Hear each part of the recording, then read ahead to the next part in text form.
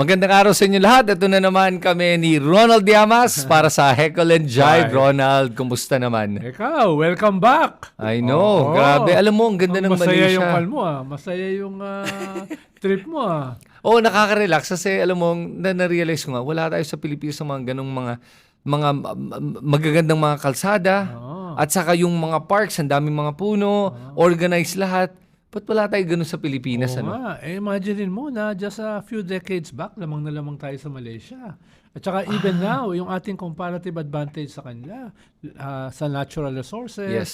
sa mga tourist spots. No? Oo nga. Walang laban ng Malaysia sa atin. Pero ngayon, mas nalampasan na nila talaga tayo. Sa tourism diba? nga, 'di ba? Parang kung tayo nasasabi nating 3 billion sa kanila, parang 20 plus million ata. 30 plus 30 to 35 million. Hindi hamak namang mas magaganda yung mga beaches natin Totoo. kanila, mga tourist spot, no? Ayun na nga, yung ating infrastructure nahuhuli sa kanila.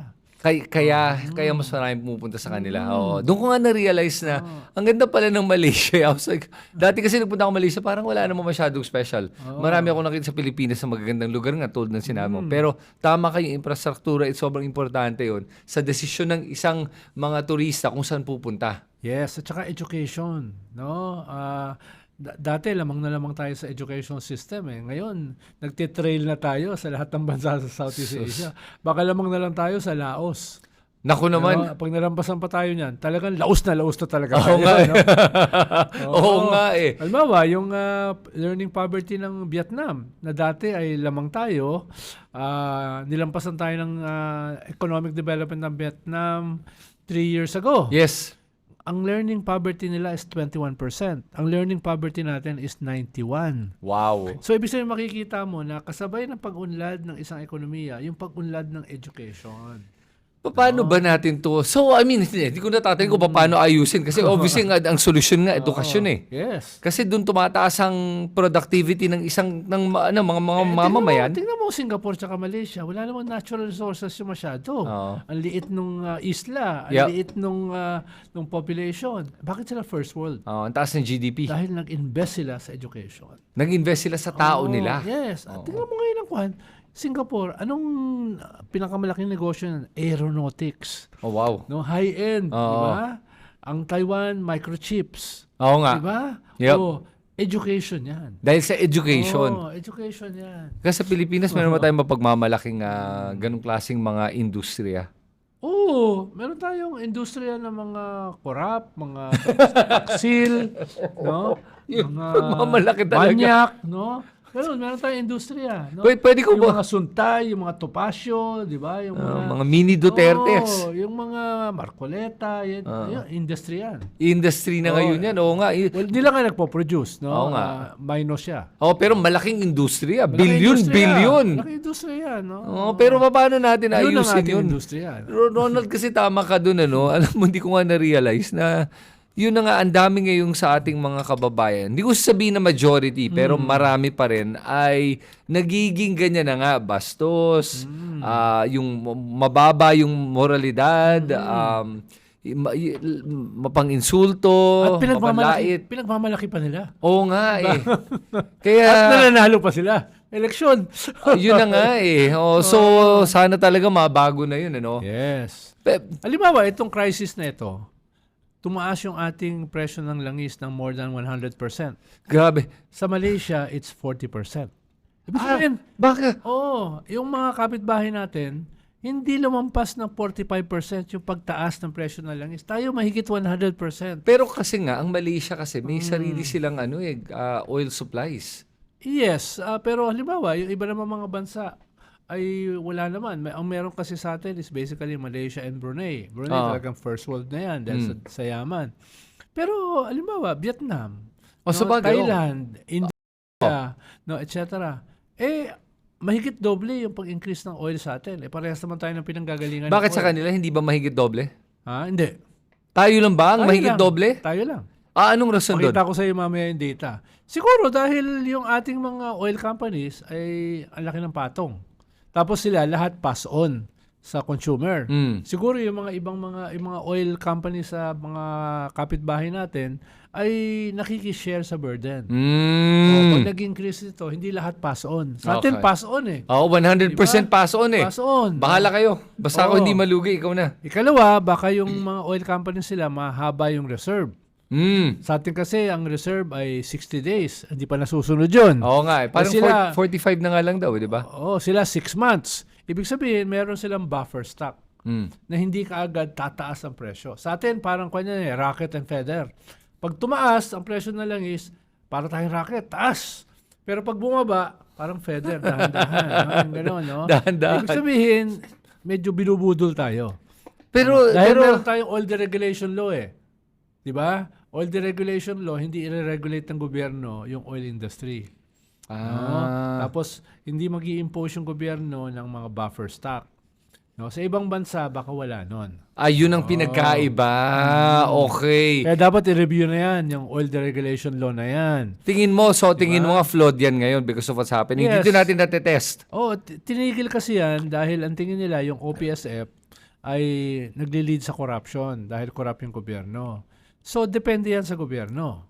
No? Depende yan sa gobyerno. Halimbawa, kung tayo ang gobyerno, sigurado ko hindi yan corrupt. Oo. Kaya pwede nang i-abolish ang oil deregulation na yan. Pero pambihira naman, Ronald, ang rason kaya nila ginawa yun dahil tingin nila ang gobyerno corrupt. Yes. Imbis na ayusin yung corruption, sila yung nag-adjust para matuloy pa yung corruption. Totoo. Pambihira naman Totoo. yung Yun ang main ganun, reason.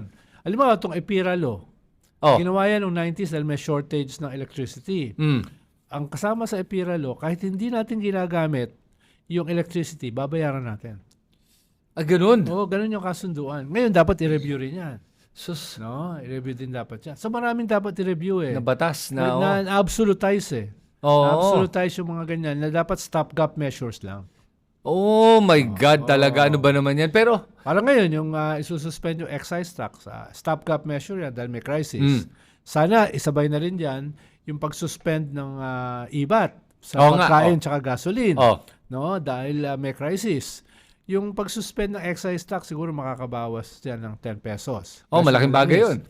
Yung IVAT, makakabawas yan siguro ng mga 14, 15 pesos. Yes, so malaki Sabihin yun. nila, 24 ka na. O 25 lang yan. 130 lang langis. Kahit pa paano, every little bit helps. Yes, at Diba? this point, totoo. Kahit, dahil kailangan dyan, iba pang, hindi lang dapat yan ang ginagawa. Dapat, halimbawa, yung mga subsidy, dagdag dapat yan. Halimbawa, meron kang 3 million minimum wage earners sa Manila. Dapat yung minimum wage na kapit sa patalim yan eh. Oo nga. No? Isang kahig, isang tuka. Mhm. Diba? So, dapat yan, bigyan ng subsidy, mga at least 5,000 naman. Diba?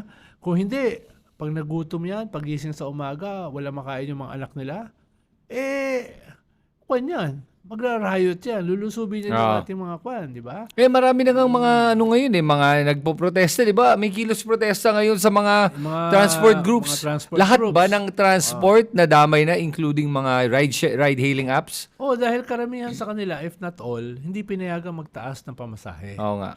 Di ba?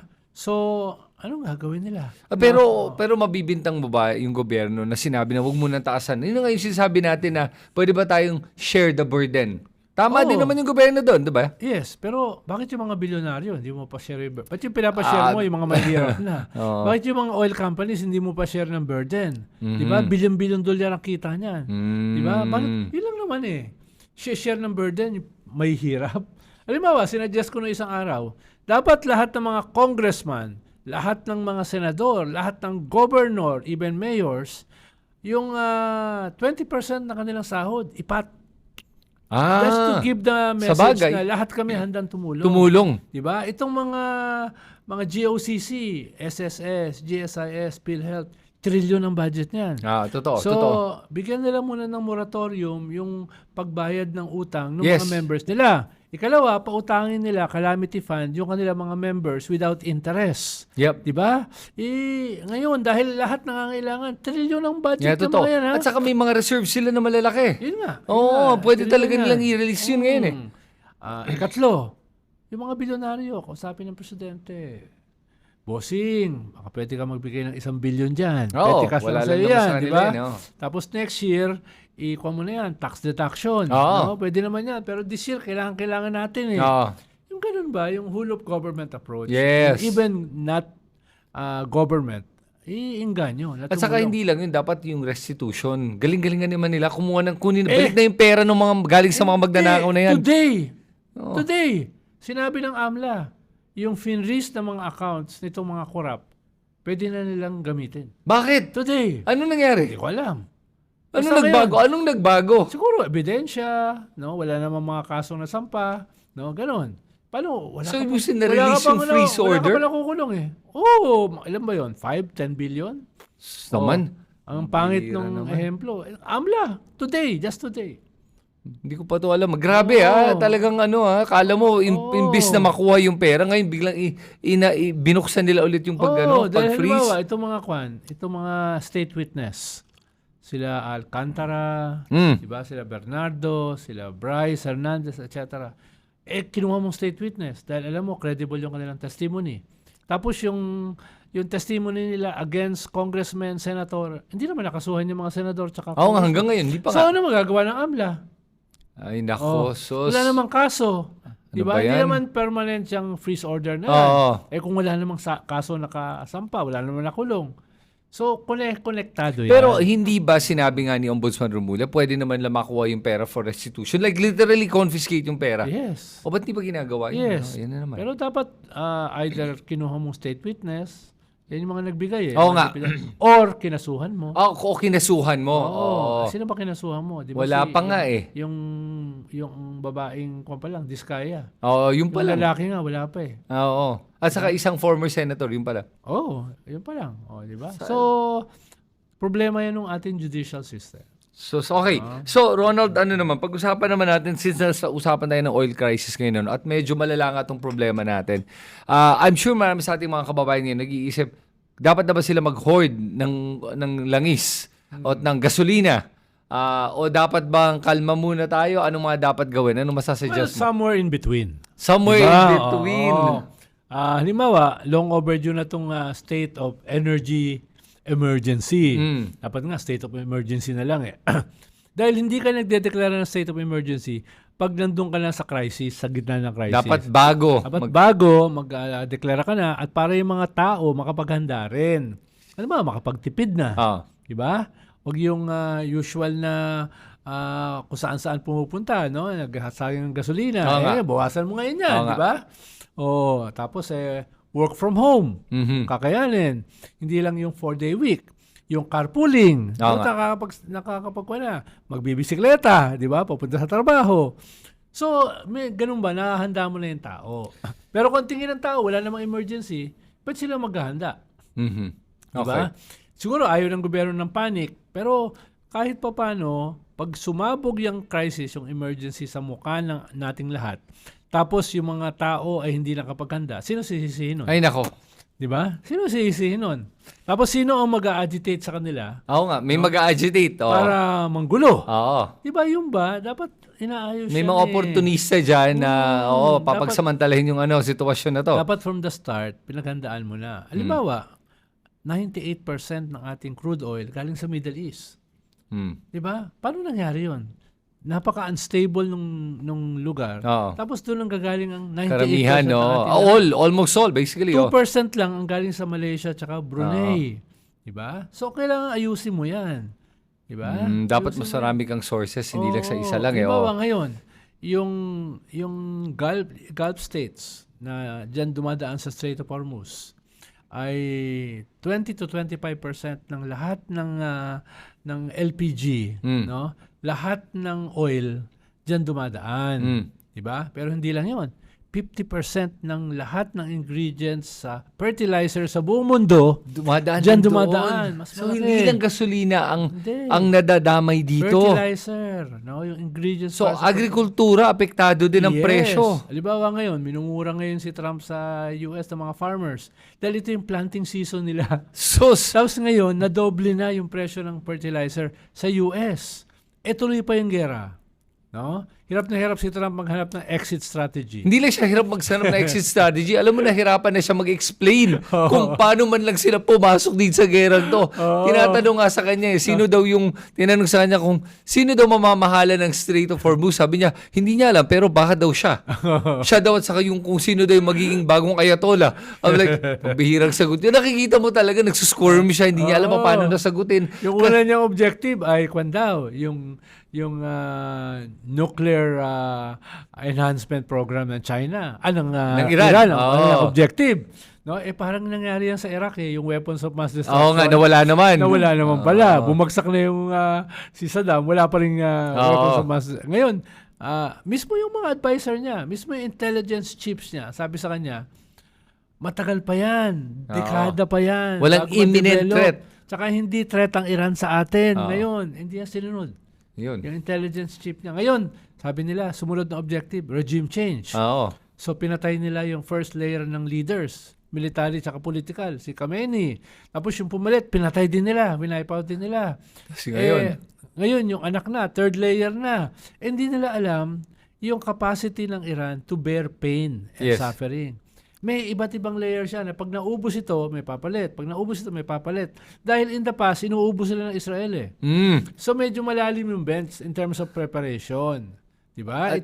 Itong mga ito. In-underestimate nila, akala nila Venezuela, ilang araw tapos na. No? Iba ito These are battle-tested na nakipaggera sa Iraq. Na Matagal na. 1 milyon ang namatay. Battle-tested ito na nakipaggera sa Syria. Mga ilang dekada yan. Lebanon, etc. Hindi yan mga Boy Scout na katulad natin. Di ba? Yung, lovers rather than fighters. Di ba? Saka hindi lang yun. Alam mo pa yung malala dito? Kasi pinatay nila yung si Khamenei.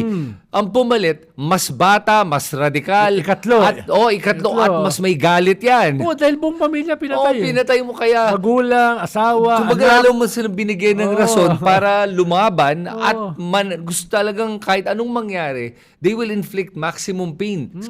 Kahit sabihin na natin alam nilang hindi sila mananalo, but they will inflict maximum damage sa US and in turn, damay ang buong mundo. Dahil sa hindi ko maintindihan tong si Trump I mean, hindi ko alam kung hindi siya nag-iisip Wala siyang long-term plan. Hindi, naniniwala siya sa sarili niyang legend. Sa sarili niyang propaganda. Oo. Na pag nag-negotiate siya, ay titiwarik yung kanyang ka-negotiate. Wala diba? Yun ang kanyang kwan Alam mo, ikaw, maubos yung pamilya mo. Anong itsura mo ngayon nun? Galit na galit ka sa mundo. Tapos sasabihin itong pumatay, ceasefire muna. Oo nga. Nakakatawa sila. Sabi ng Iran. Sabi nga ng Iran anong ceasefire? Sino kausap mo dyan? Tapos may pinagmamalaki si Trump ngayon na meron daw, nagbigay ng gifts daw sa kanya. Ang Iran. Tinanong sino? Basta meron daw. High level daw. At sinong high level? Ano yung nagsasabi mo? So, ang daming kalokohan. Kumbaga, yan ang pambubudol on a international level. Kumbaga, tayo nga mga Pilipino, nabudol tayo on a local level. Imagine mo, ngayon, lahat tayo nabubudol on an international level. Damay tayong lahat. Damay ang presyo ng lahat dahil dito. Kaya nga natawa ako sa statement ng ating presidente yesterday. Sabi kasi niya, tsaka ng Secretary of Foreign Affairs, dahil dito sa Iran war, ina-explore natin ang possibility ng joint exploration with China. Paano tayo umabot doon? Paano tayo umabot doon? Kahapon, yun ang sabi niya. Dahil daw kailangan maghanap ng alternative sources. Ang alternative source ay galing sa West Philippine Sea. Pero, dahil pinipigilan tayo ng China, makipag-partnership tayo sa kanila. Una ay mano-normalize na yung occupation ng China sa ating exclusive economic zone dahil meron na silang mga artificial islands. Pag makikipag-joint ka sa kanila, legitimize mo yan. In spite of our claims, in spite of our historic win sa UNCLOS. Diba? Ikalawa, sinubukan na ng Duterte government. It failed. Bakit? Dahil sinong majority shares doon sa drilling? No, China o Pilipinas? Hindi naman papayag ang China na tayo yung majority shares. Kaya nga tayo ni-invade eh. Oo. No?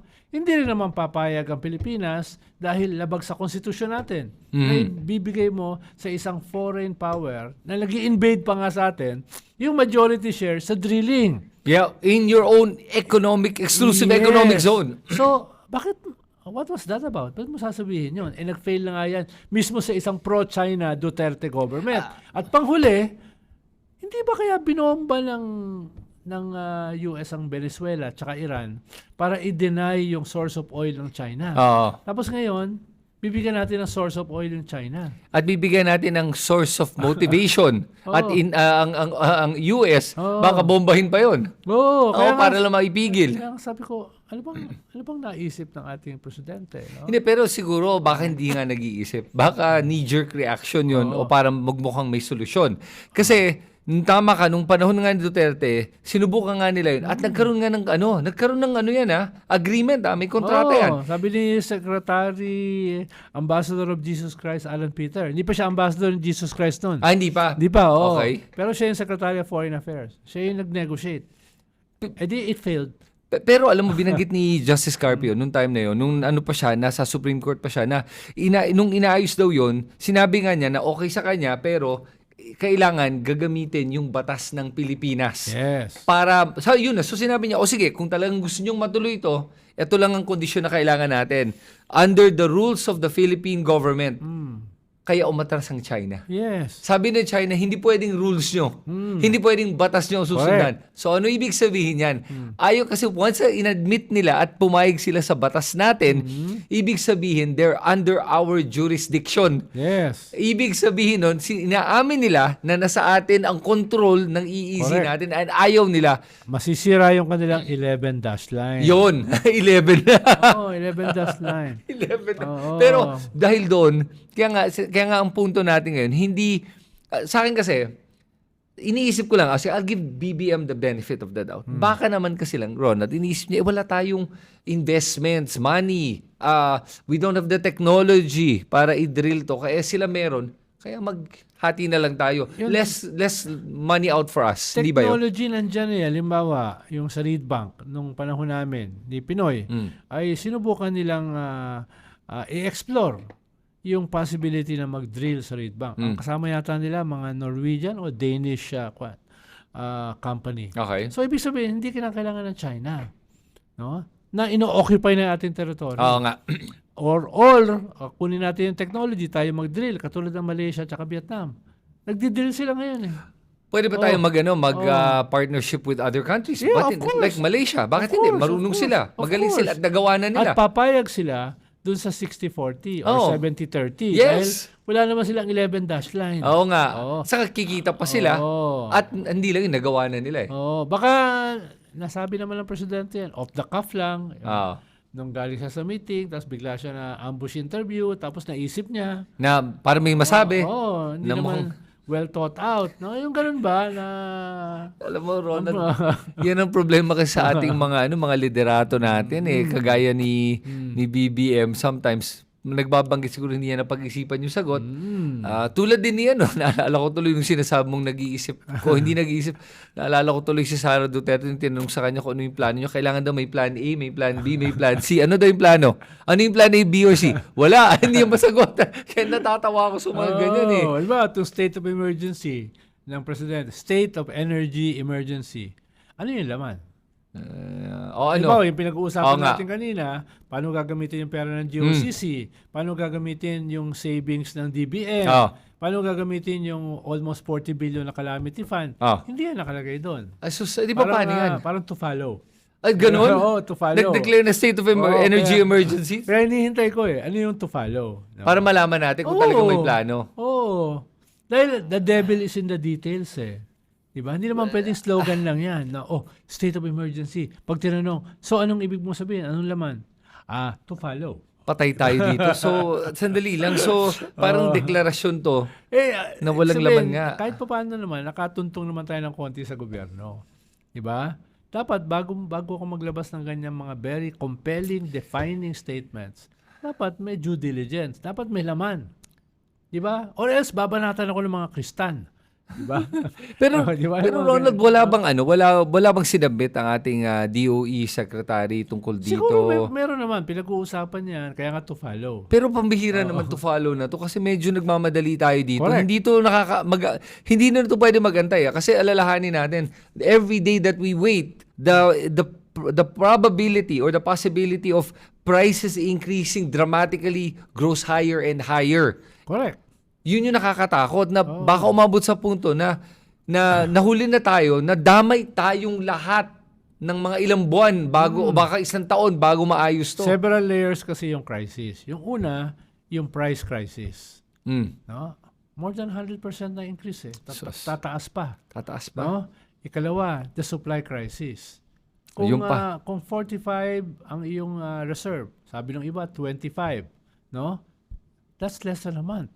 Eh kung magpatuloy yung gera ng less than a month, kahit nga matigil ang gera tomorrow yung impact longer. Yes. Di ba? Pero pagpalagay mo na, no? Tumagal yung at least 1 month. So ubos yung ating reserves. Sabi may dumarating naman daw, Russian oil, 100,000 barrels. 100,000 barrels ay ilang oras lang yan. Dahil ang kailangan kasi natin ay 500,000 barrels per day. Per day. Oo. So sabi may dumating daw na 100,000 Russian oil. Well, it's a drop in the bucket. So ayoko naman magpanik yung tao. Pero ibig sabihin, pinaghahanda ang maigi yan. Yun yung second layer ng crisis. Ikatlong layer ng crisis, kung wala ka ng supply, anong gagawin ng tao? No, paano sila kakain? Paano sila bibili ng gamot, 'di ba? Paano sila sasahod? No, 'yan yung third na worst case scenario na sana hindi naman mangyari. Ronald, nagkaka-anxiety na ako, nakikinig lang sa'yo Oo, pero hindi ko alam kung ano nga pwedeng gawin Iba-ibang layer siya. Ngayon pa lang no? Ngayon pa lang ang taas na ng presyo ng Tapos sabi ng gobyerno, hindi magtataas ang basic commodities for 2 months.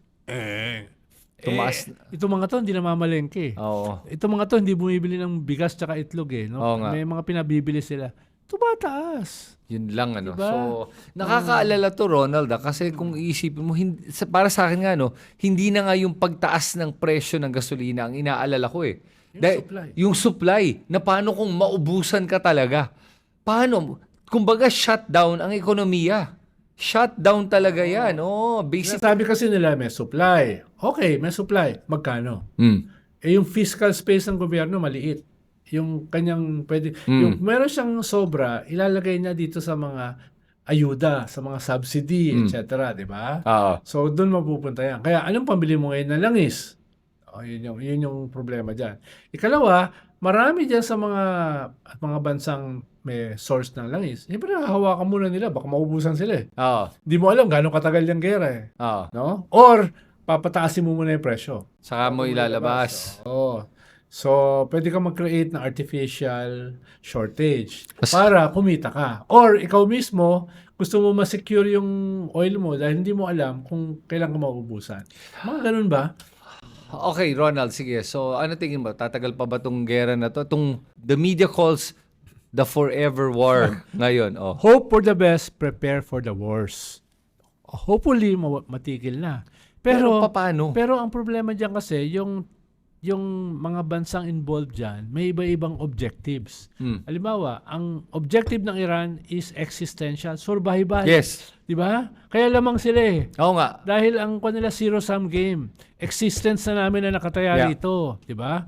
Kahit all in. Kahit malugi kami sa pagbenta ng langis, at least magsusurvive kami. Ang kanila for victory is survival. Yes. Ang US, pabago-bago ang objectives, di ba? Oo. Ngayon, ang habol nila is a graceful exit. A graceful exit will entail control of the Strait of Hormuz.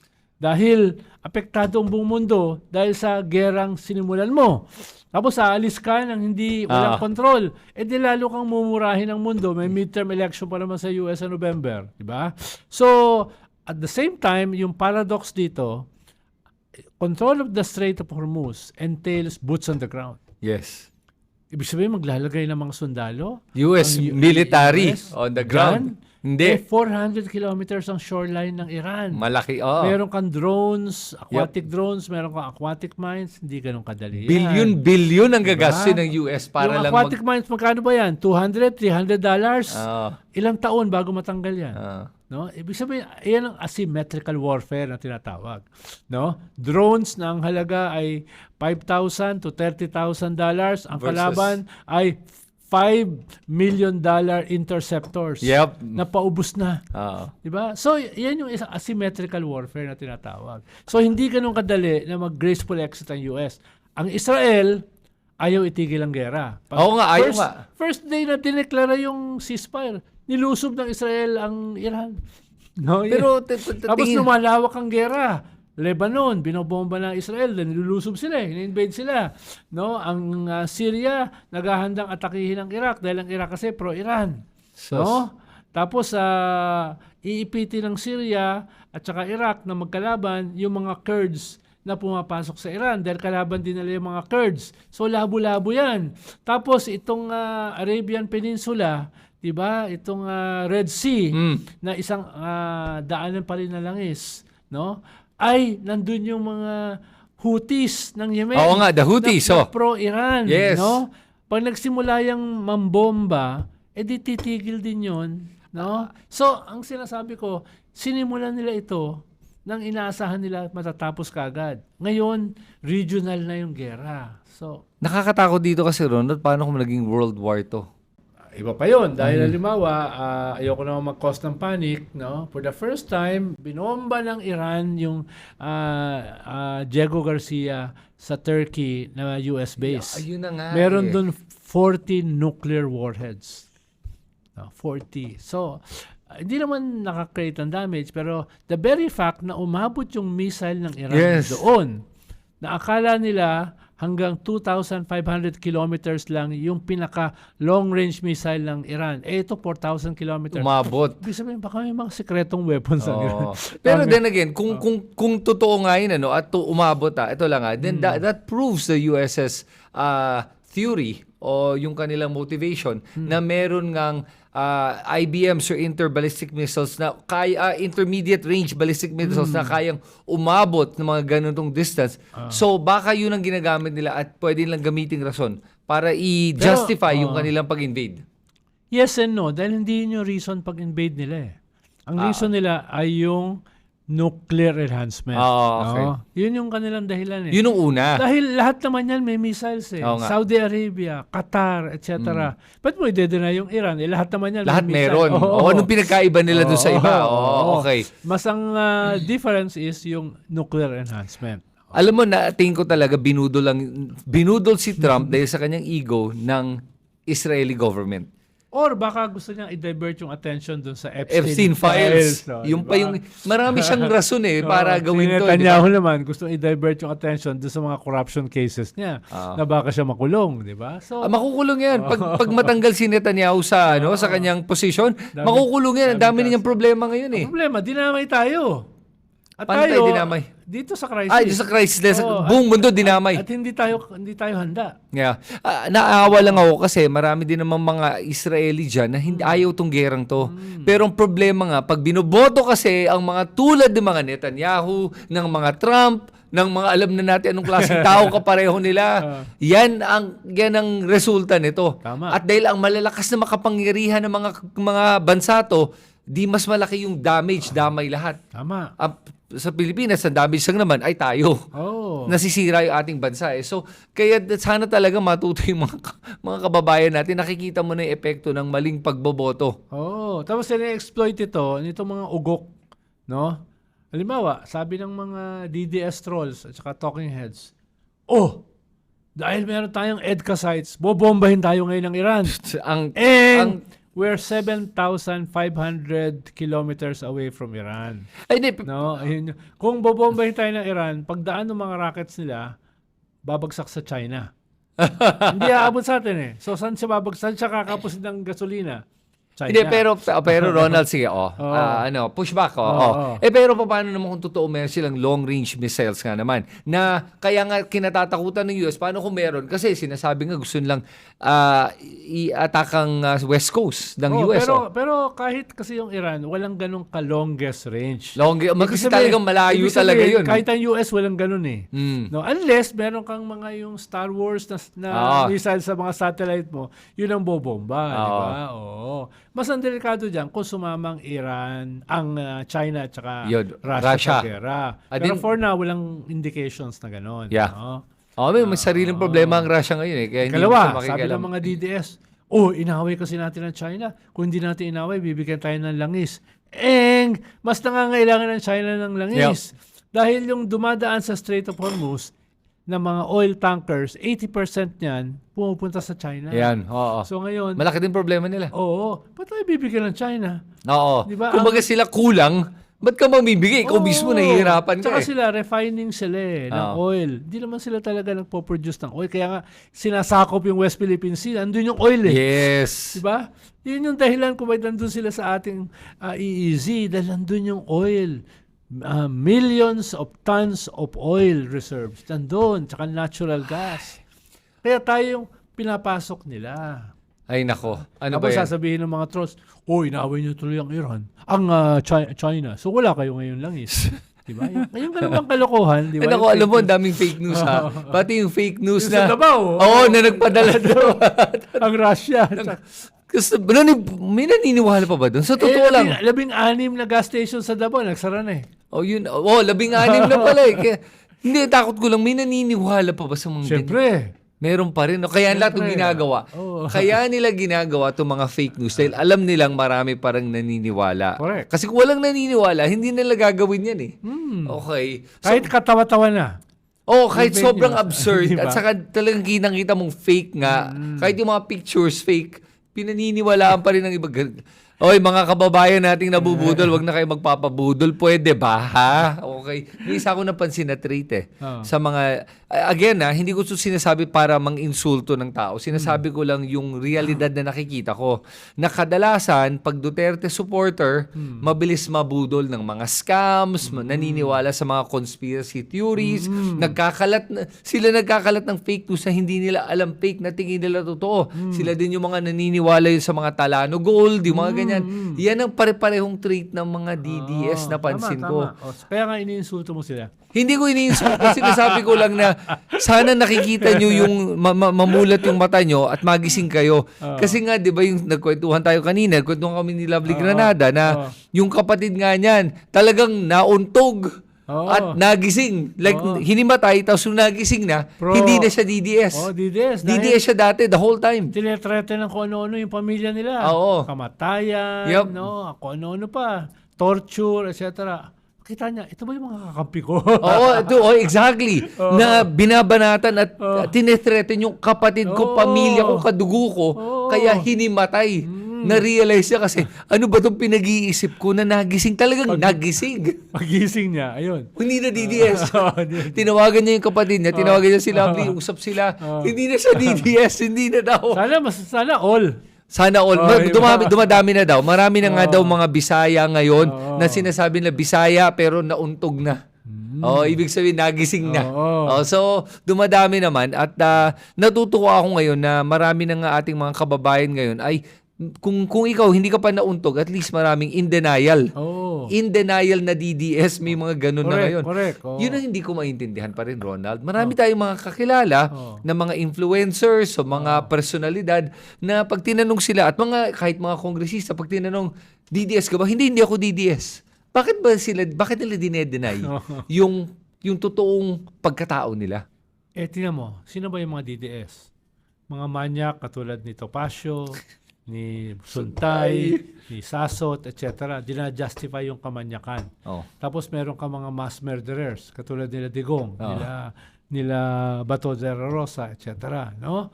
Na kinasuhan ngayon sa ICC. Tapos meron ka mga plunderers, Parmali, katulad na involved sila Bongo, di ba? Michael Yang, mga ganun. Tapos meron ka mga drug lords, katulad ni Michael Yang. At meron kang vice president na corrupt, na involved sa corruption. Abusado. Tapos nagtetrete na papapatayin No. yung presidente, yung first lady, etc. No? Tapos meron ka mga chinadors. Oh, mga senador Na mga pa. taksil at pinagmamalaki yung kanilang kataksilan.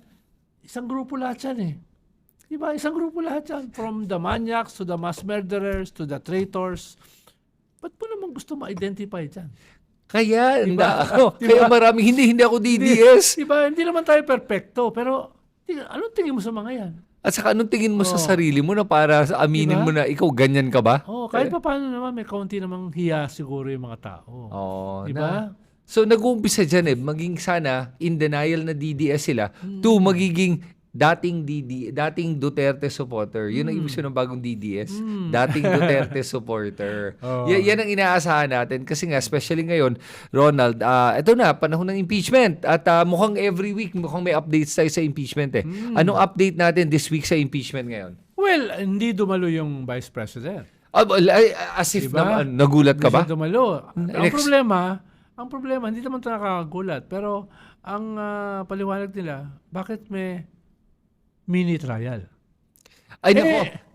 Kaya nga nagkaroon ng mini trial, kahit ano pang tawagin mo dyan, ay dahil sa isang Supreme Court decision na sila ang humingi para itigil ang impeachment a year ago. Diba? Tapos ngayon, questionin mo yung decision na yon na tinigil yung impeachment at ikaw yung nag-file. Oo nga. Diba? Ikalawa, ang gusto mo, magkaroon ka ng pagkakataon para maipaliwanag ang iyong sarili dito sa mga charges na ito. Eto, meron kang chance para magpaliwanag. Tapos ayaw mo. Ayaw mo ngayon. Diba? Ikaw, pag kinasuhan ka sa barangay, tatakbo ka ron. Papaliwanag ko Para talaga. ipaliwanag mo, kasama mo pa yung mga kamag-anak mo. Bago masampahan yung Diba? kaso, sabihin ko ito, bakit hindi tutuloy yan? Ba't kaya ayaw mo? Saka Ronald, babanggitin ko para lang klaro yung ibig mo sabihin dito yung pagtakbo nila sa Supreme Court, di ba? Tinigil ng Supreme Court. Ang judgment o ang resulta na binigay ng Supreme Court at ang order na binigay nila sa Kongreso na hindi dapat na gagawin to begin with, pero ginawa nila. Hindi naman trabaho ng Kongreso ang trial. Oo nga, pero ginawa nila, sinabi ng Supreme Judicial Court. overreach, tawag natin. Pero ang ginawa, sinabi nila sa Kongreso is, kailangan kayo magbigay ng due process. Hearing. Kailangan magpaliwanag, magkaroon ng pagkakataon, magpaliwanag ang Vice-Presidente sa mga akusasyon bago ipadala sa Senate. Correct. Supreme Court nagsabi nun na hiningi ng kampo ng ni Sara Duterte. Kaya ako natatawa Kayo humingi nito, binigyan kayo ng pabor na desisyon ng Supreme Court. Tapos sinabi ng Congress, sige, sundan natin yan. Gusto nyo na bigyan ng kayo ng pagkakataon sa Kongreso magsalita? Ito na, binibigyan namin kayo ng pagkakataon. Tapos sasabihin nila, unconstitutional daw yung ginagawa. Pambihira kayo nung una, unconstitutional. Ngayon, sabihin mo na naman, unconstitutional. Correct. Kung pabor sa inyo, pwede. Pag hindi pabor, unconstitutional. Tapos ngayon, tinatanong sa kanila kung tatakbo na naman ba daw sila sa Supreme Court? Hindi lang ngayon masagot kung tatakbo sila at bakit daw, mali ba daw tumakbo sa Supreme Court? Para sa akin kasi ganito yan Nakuha ninyo yung gusto nyo nung una. Eto na kayo may pagkakataon, mag-explain. Ayaw nyo! Ano bang kinatatakutan ng kampo ni Sara Duterte na pinagmamalaki niya na at palagi mo sinasabi nga bloodbath, pero ayaw naman niyang pumunta at humarap. Hindi siya hindi nga sumipat Saan sila kinakabahan? Yung kanilang bank accounts baka mabuksan. Pero Ronald, Game changer yun. Hindi pa nga, bakit hindi pa yung sinusupina yung bank account? Nasupina na ngayon kasi yung kanilang financial records na kausap na yung ombudsman, nagpadala ng supina sa ombudsman, nagpadala na for the SALN, nagpadala ng supina sa SEC para makuha yung corporate statements, yung mga financial statements. Nagpadala din ng supina sa BIR para din makuha yung income tax returns sila. Pero bakit hindi pa humingi o gumawa ng supina para mabuksan ng bank records? Posible, sineset muna nila yung term of reference. Sineset muna nila yung template para maging basihan sa pag-request sa AMLA na buksan yung bank account. Dahil meron na lahat to. Negosyo, SALN, etc. So, pagbukas niyan, ito yung kanilang kayamanan, ito yung kanilang ganito. Ang susunod ngayon dyan, nagja-jive ba yan dun sa kanilang mga properties? Nagja-jive ba yan dun sa kanilang mga bank accounts? So, ngayon, may term of reference ka na, may template ka na, ito yung susunod na isasabihin. Pwedeng ganon. Okay. Pero Meron pa silang 4 hearings Oo nga. Tapos, Testify pa dyan, possibly next hearing, April 6. After Holy Week, nandiyan na si Deputy Ombudsman Carandang, nandiyan na si Senator Trillanes, yung una nag-expose ng mga bank accounts na yan. So, at least, bago pumasok doon, hawak mo na yung SALN. Hawak mo na yung SEC documents, di ba? Kaya pwedeng term of reference pa lang yung sinaset nila at template para doon sa main subpoena. O sige, unang-una, pagdating sa issue ng mini trial, sinabi lang naman to ni Congresswoman Luis Tro para lang isimplehin yung proseso, para lang maintindihan ng tao na parang mini trial to. Parang arraignment ito. O para lang maintindihan nyo kung ano yung ginagawa namin proseso. Kasalanan, inamin na ni Falsis yan eh. Sabi ni Attorney Falsis, kasalanan namin ni Llamas yan eh. Kami ang unang tumawag doon sa mini trial. Kaya kasalanan daw namin. Tapos ngayon binabanggit na ng lahat. Lahat ginagamit pero kasi hindi ibig sabihin dahil nabanggit yun, na yun ay ang ginagawa ng Kongreso. Hindi. Definitely. They're doing a preliminary investigation to determine substance. Enough substance or para yung articles of impeachment, may laban ba yan? Yun lang yun eh. Ang problema itong mga DDS, katulad itong 18 Marines, ni Baligod, 18 Marites. Ni Topacio. Hindi 18 Marines. Walang 18 Marines. Diba? Nagsampa sila sa Ombudsman. Sabi ng Ombudsman, sige, deputize ko yung NBI para tignan yung inyong affidavit na parang ang labo na 18 isang affidavit. No? Parang ibig sabihin, lahat ng pagkakataon magkasama sila. So, pakiayos yan. Ito yung NBI, kausapin kayo, ayusin yung kasong sinampan nyo sa Ombudsman. Pagdating nila sa NBI, anong sabi nila? Ayaw nila magana. We refuse to answer because our answer might incriminate us. No, we invoke the right against self-incrimination. Teka, hindi naman kayo kinakasuhan. Kayo nagsampa ng kaso. Kayo nag-aakusa eh. So bakit kayo matatakot? Bakit kayo mag-invoke ng right against self-incrimination, no? So, parang na pinapanood ko sila, ano yun?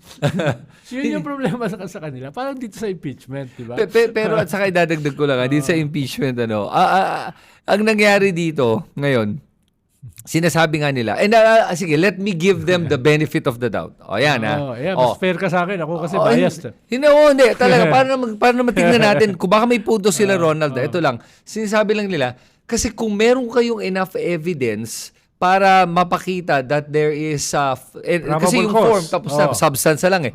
Bakit kayo humingi ng padagdag na ebidensya? Hindi pa naman daw to trial at di ba dapat lahat ng ebidensya hinarap na muna nyo para ma-determine kung iaakyat nga to sa Supreme Court? Bakit sinusunod namin ng Supreme Court? Sabi kasi nila dapat magkaroon ng hearing eh. No, dapat humarap yung akusado, no? Dapat magbigyan ng pagkakataon. Makita yung laman ng articles of impeachment. Di ginawa namin. Ayaw naman namin yan dati. Oo nga. Hindi namin ginagawa yan eh. Dati nga, pinadala lang nila eh. Sinunod lang namin yung Supreme Court dahil nagsampa kayo ng kaso sa Supreme Court. Ganun kasimple. Ang gulo diba? Kasi ang gulo naman kasi ng mga abogado na to. Ano ba gusto nila kasi? Diba? So, unang ginawa nila kasi yun para i-delay. Delay tactic yun eh. Para magkaroon ng 1 taon para makapaghanda. Ang problema, na parang na-checkmate sila dito. Dahil sinabi, sige, tapos ngayon, patay, andito tayo ngayon. Dalawa na haharapin natin kaso. Kumbaga, yung purpose sila sa pagpunta sa Supreme Court ay sinabi nga ng Supreme Court na hindi pwedeng unduly burdened kasi ang ating mga opisyal. Kaya wag parang aabusuhin itong impeachment at inakusa ng Supreme Court na ang Kongreso parang grave abuse of authority or grave abuse of discretion. Tama. The unduly burdens the accused, di ba? Pero ang lumalabas ngayon dahil sa desisyon ng Supreme Court, ngayon talagang unduly burdened na itong akusado where they did not have to prepare dapat for this. Correct. Pero ngayon, they're now forced to defend themselves kahit na dapat gagawin nila yon sa Senate. Tama. Kaya ngayon, ayaw nila humarap dito. Ang punto nila is, haharap kami sa Senate. Di sige. Di sige, yun na nga eh. Di sige. Alam mo, Chris, hindi naman mataas ang aking IQ. Hindi naman ako katalinuhan. Dropout nga ako eh. Ayoko rin ng mathematics, kaya nga ako nag-journalism eh. Pero alam ko naman, 1 + 1 = 2. No? Sila yung nagsampa sa Supreme Court, nilabas ito ng Supreme Court, ginawa ng Kongreso, tapos ngayon, sila ang kumukontra. Parang sa kanila, 1 + 1 = 5. No? Ayusin naman nila yung kanilang argumento, yung kanilang mathematics, dahil naiinsulto yung aking kabubuhan. na from the very start, hindi naman ako ganun katalino. Bobo na nga ako, binobobo pa ako. Di ba? Alam mo, Ronald, yan ang style kasi talaga ng mga kampo ni Duterte. Sabihin ko sa'yo, pag hindi mo pa alam, yan mismo ang ginagawa ng mga Duterte sa lahat ng ginagawa nila sa social media at sa mga kilos nila. Binobudol nila ang mga tingin nila, sabihin na nga natin, Ronald, tingin mo, hindi ka matalino. Sabihin na, exploit natin yan. Alam natin na karamihan sa ating mga kababayan ay what we call functionally illiterate. Ginagago nila yung mga yun. Yun ang Hindi, kaya nga, nakakalungkot. ang request ko na lang, dahil bobo na nga ako, sana sa argumento nila, tulungan naman nila tumalino ako ng konti. Kasi kahit ikaw mismo, teka lang, parang ako mismo Ano yun? Di ba yun? Ano yun? Sila yung nagsampas ng kaso para matigil ang impeachment, naitigil, tapos sinusunod lang ng Kongreso yung kanilang yung nangyari dahil sa kanilang sariling ginawa. So tapos ngayon yung Kongreso pa ang kontrabida, parang hello.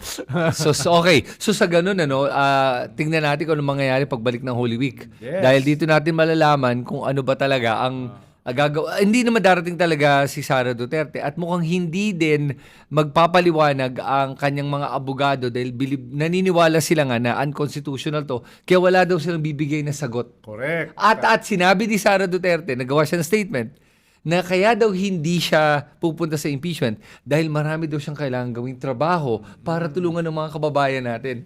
Sana nga this Holy Week ay mag-fasting sila, magtika sila, paggising nila katulad ng kapatid ni Lovely, no? Hindi na sila DDS. at para kay Sara Duterte at sa kampo naman niya, sana mag-confess na kayo sa lahat ng mga kasalanan niyo. Malinaw sa Ten Commandments, no? Thou shall not kill.